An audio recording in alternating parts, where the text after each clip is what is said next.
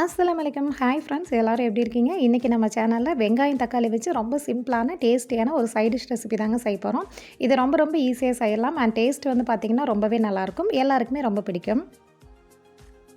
இது செய்ய ஒரு பேன் வச்சு ஹீட் பண்ணிக்கோங்க. ஒரு 4 இல்லை 5 டேபிள் ஸ்பூன் போல் ஆயில் சேர்த்துக்கோங்க. ஆயில் கொஞ்சம் எக்ஸ்ட்ரா சேர்த்துனதா டேஸ்ட் வந்து நல்லாயிருக்கும். கூடவே வந்து ஒரு 1/4 டீஸ்பூன் போல் சோம்பு சேர்த்து பொரிய விட்டுருங்க. இதில் வந்துட்டு பெரிய வெங்காயம், அதாவது 3 பெரிய வெங்காயம் நான் வந்து எடுத்திருக்கேன்.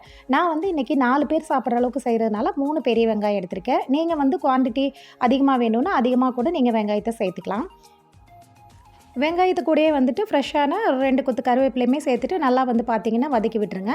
வெங்காயம் வந்து கலர் சேஞ்ச் ஆகணும் அப்படிங்கிற அவசியம் இல்லைங்க. ஓரளவுக்கு வந்து கண்ணாடி பதம் வந்துட்டாலே போதும். இப்போ 3 வெங்காயம் எடுத்திங்கன்னா அதுக்கு வந்து 4 இல்லை 5 வந்து பார்த்திங்கன்னா தக்காளி பழம் நீங்கள் பழுத்ததாக எடுத்து கட் பண்ணி வச்சுக்கோங்க. இப்போ வெங்காயம் இந்த அளவுக்கு வதங்கி வந்துருச்சு. இப்போ மசாலா தூள் ஆட் பண்ணிக்கலாம். ஒரு 1/4 டீஸ்பூன் போல் மஞ்சத்தூள் சேர்த்துக்கோங்க. ஒரு 1/2 டீஸ்பூன்லேருந்து 3/4 டீஸ்பூன் போல் மிளகாத்தூள், கூடவே வந்து அதே மாதிரி 1/2 டீஸ்பூன்லேருந்து 3/4 டீஸ்பூன் போல் மல்லித்தூளுமே சேர்த்துக்கோங்க. தேவையான அளவு உப்புமே சேர்த்துக்கோங்க. நான் வந்து 1/2 டீஸ்பூன் போல் பொடி உப்பு சேர்த்துருக்கேன். எல்லாத்தையுமே சேர்த்துட்டு ஃப்ளேமை வந்து மீடியமில் வச்சு மூட்டு அந்த வெங்காயம் அந்த மசாலாலாம் நல்லா பிடிச்சு வர மாதிரி நல்லா ஒரு 2-3 நிமிஷத்துக்கு பார்த்திங்கன்னா நல்லாவே வந்து மிக்ஸ் பண்ணி விட்டுருங்க. இதில் வந்து இந்த பச்சை வாசனை வந்து ஓரளவுக்கு போய் வரட்டும்.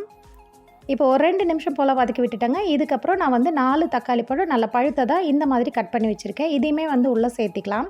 சேர்த்திட்டு வந்துட்டு நல்லா அந்த மசாலாவோட சேர்த்து நல்லாவே வந்து மிக்ஸ் பண்ணி விட்டுக்கலாங்க. ஒரு 2-3 நிமிஷம் போல் நல்லாவே வந்து மிக்ஸ் பண்ணி விட்டுருங்க.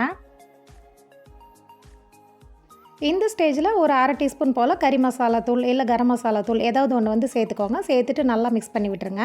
இப்போ இந்த அளவுக்கு மிக்ஸ் பண்ணதுக்கப்புறம் நீங்கள் தண்ணியெல்லாம் எதுவுமே சேர்க்கக்கூடாதுங்க. தண்ணி சேர்த்திங்கன்னா கன்சிஸ்டன்சி வேறு மாதிரி ஆகிடும்.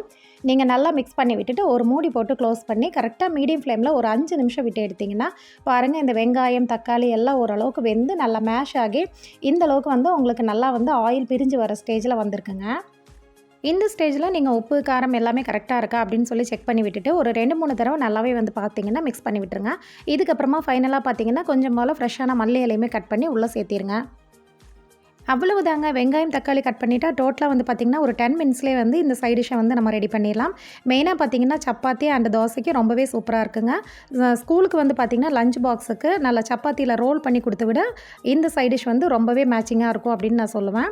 கண்டிப்பாக இந்த ரெசிபியை வந்து இதே மெத்தடில் ட்ரை பண்ணி பாருங்கள். டேஸ்ட் ரொம்பவே நல்லாயிருக்கும். இந்த ரெசிபி பிடிச்சா லைக் பண்ணுங்கள். அப்படியே நம்ம சேனல் ஆகவல்ட இப்போ தான் நீங்கள் ஃபஸ்ட் டைமாக பார்க்குறீங்க அப்படின்னா சேனலை சப்ஸ்கிரைப் பண்ணி ஃபாலோ பண்ணுங்கள். இதே மாதிரி ஈஸியான டேஸ்ட்டான ரெசிபிஸ் நிறையவே இருக்குது. ஓகே ஃப்ரெண்ட்ஸ், நெக்ஸ்ட் வீடியோவில் பார்க்கலாம். Thanks for watching. Bye bye.